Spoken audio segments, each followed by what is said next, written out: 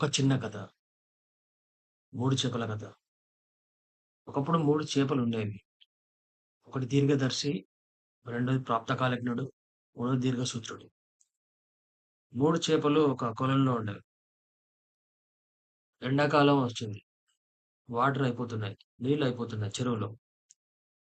అప్పుడు దీర్ఘదర్శి మిగతా ప్రాప్తకాలజ్ఞుడు, దీర్ఘసూత్రుడితో వాటర్ తగ్గిపోతున్నాయి చెరువులో, కొలంలో.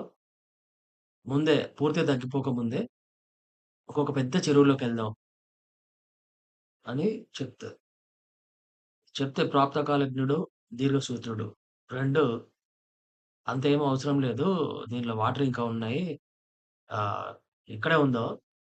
వాటర్ అయిపోయి ప్రాబ్లమ్ వచ్చే వరకు అదంతా చూసుకుందాంలే అప్పుడు. ఇప్పుడేం ప్రాబ్లమ్ లేదులే అని వదిలేస్తాయి. దీర్ఘదర్శి మాత్రం ఇంక వీళ్ళు చెప్తే మీరొస్తే రండి లేకపోతే లేదు. నేను మాత్రం వెళ్తానని చెప్పి ఎళ్ళిపోద్ది. ఎళ్ళిపోయి ఒక పెద్ద చెరువులో అంటే ఎండాకాలం, వర్షాలకి ఎలాంటి సమస్యలుండేది. కొంచెం నీళ్ళెక్కువున్న ఒక ప్లేస్‌కి ఎళ్ళిపోయాయి. ఇప్పుడు మిగిలినవి 2 ప్రాప్తకాలజ్ఞుడు, దీర్ఘసూత్రుడు. ఇవి 2 అలానే ఉండిపోయినాయి. ఇంకా వాటర్ తగ్గిపోతున్నాయి. వాటర్ తగ్గిపోతుంటే కొన్ని రోజులకి వలలు తీసుకొని చేపలు పట్టేవాళ్ళొచ్చారు. వలేశారు. వలేస్తే లక్కీగా ప్రాప్తకాలజ్ఞుడు ఆ వలకు చిక్కాడు. దీర్ఘసూత్రుడు మాత్రం తప్పించుకున్నాడు. ప్రాప్తకాలజ్ఞుడు వల చిక్కి పోయిన తర్వాత వాళ్ళు ఆ చేపలన్నీ పట్టుకొని ఇంకో చోటుకెళ్తున్నప్పుడు అక్కడ వాటిని సెపరేట్ చేసి ఇదంతా చేస్తున్నప్పుడు కొంచెం ఆ సమయస్ఫూర్తితో మెల్లగా తప్పించుకొని దూకేసాడు మళ్ళీ చెరువులోకి. అయిపోయింది. ఆ తర్వాత అమ్మో! ఎప్పటికైనా రిస్కేలే దీనిలో వాటర్ తగ్గిపోయినాయి. మళ్ళీ ఈరోజంటే తప్పించుకున్నాం. ప్రతిరోజు తప్పించుకోలేం గదా! అని అప్పుడు జెప్తాడు దీర్ఘసూత్రుడికి. ఇంకా అయిపోయిందేదో అయిపోయింది. ఇప్పుడు మనం ఇంకా వెళ్దాం. దీర్ఘదర్శి చెప్పినప్పుడు వినలేదు. కనీసం ఇప్పుడన్నా వెళ్దామంటే దీర్ఘదర్శి "నువ్వు పోతే పో. నేను జూసినావా కనీసం వలకు గూడా చిక్కలేదు.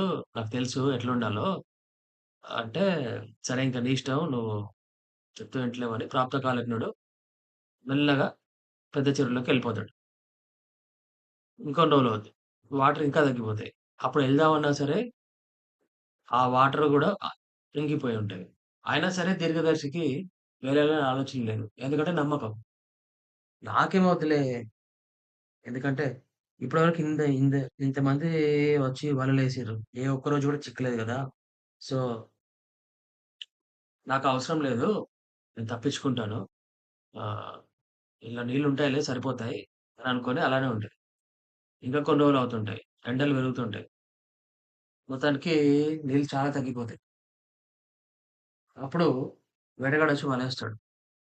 పెద్ద రిస్క్ లేకుండా నీళ్ళు చాలా తక్కువుండేసరికి దీర్ఘదర్శి ఎక్కిపోద్ది వలకి. అవి చివరి ఉన్న కొన్ని చేపలు. ప్రాప్త కాలంలోలాగా తప్పించుకునే అవకాశం కూడా లేదు. ఎందుకంటే చివరికొచ్చేసరికి చేపలు తగ్గిపోయినాయి, నీళ్లు తగ్గిపోయినాయి. కాబట్టి ఈ చేపలు పట్టేవాళ్ళు చాలా జాగ్రత్తగా ఒడిసిపెట్టుకున్నారు. చివరికి ఈ దీర్ఘసూత్రుడు అనే చేప వేటగాడికి ఆహారం అయిపోయింది. సో, సమయస్ఫూర్తి, ముందు చూపు, నిర్లక్ష్యం.